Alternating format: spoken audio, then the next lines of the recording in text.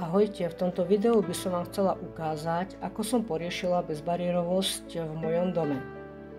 Bude to video z roku 2013, keď nám firma Spik vyrobila schodiskovú plošinu. Začíname. Na ovládacom paneli kľúčikom zapínam plošinu. Beriem si myšku, ktorou budem ovládať plošinu, keď už pôjdem hore po schodoch.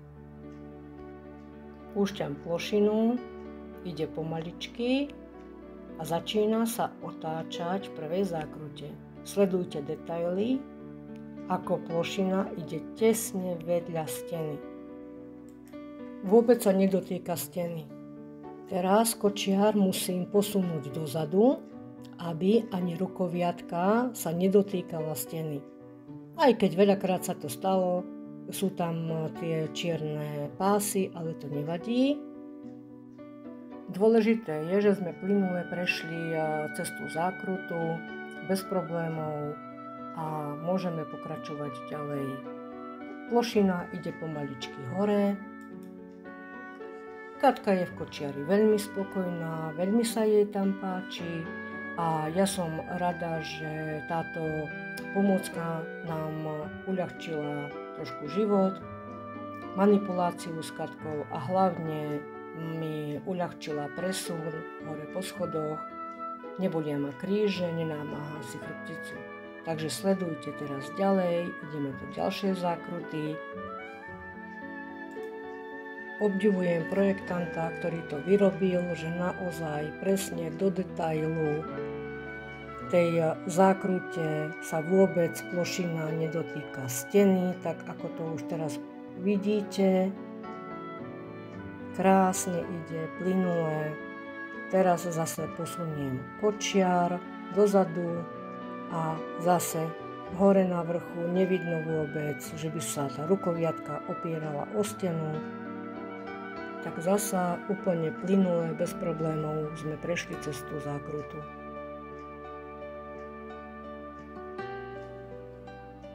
Plošinu sme mali od roku 2013 do 2018 a fungovala úplne bezchybne. Nebolo treba robiť žiadne opravy. Servis raz do roka prišli nám z firmy Spik skontrolovať. Ak bolo treba niečo premazať, upraviť, tak všetko spravili úplne bez problémov, bez komplikácií. Tak už len teraz pekne prísť hore, plynule, zastavíme.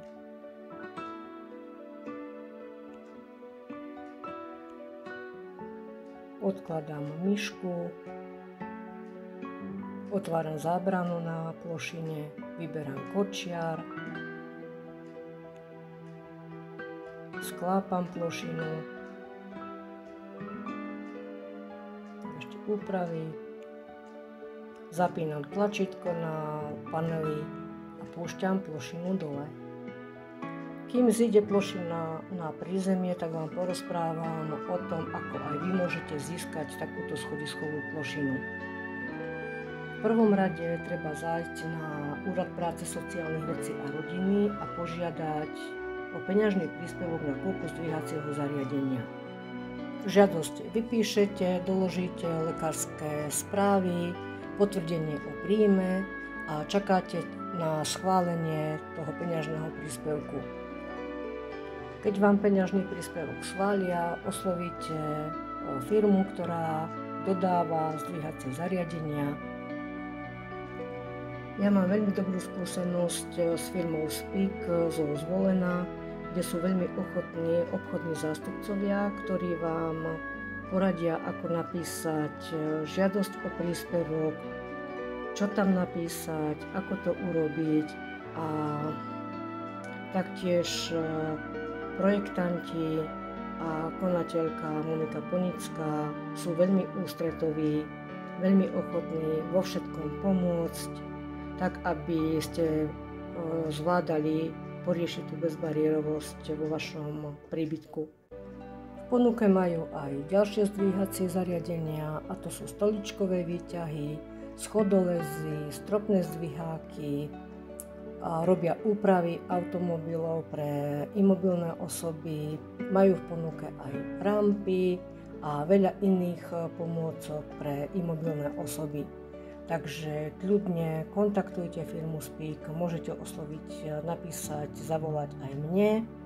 Veľmi rada vám poradím a na čo, aby som nezabudla, čo je najdôležitejšie, tak tieto zdvíhacie zariadenia môžete mať úplne zadarmo, a to vďaka občianskemu združeniu Inak obdarený, ktoré vám porieši doplatok za toto zdvíhacie zariadenie. Takže ozývajte sa, volajte, píšte a teším sa na spoluprácu s vami.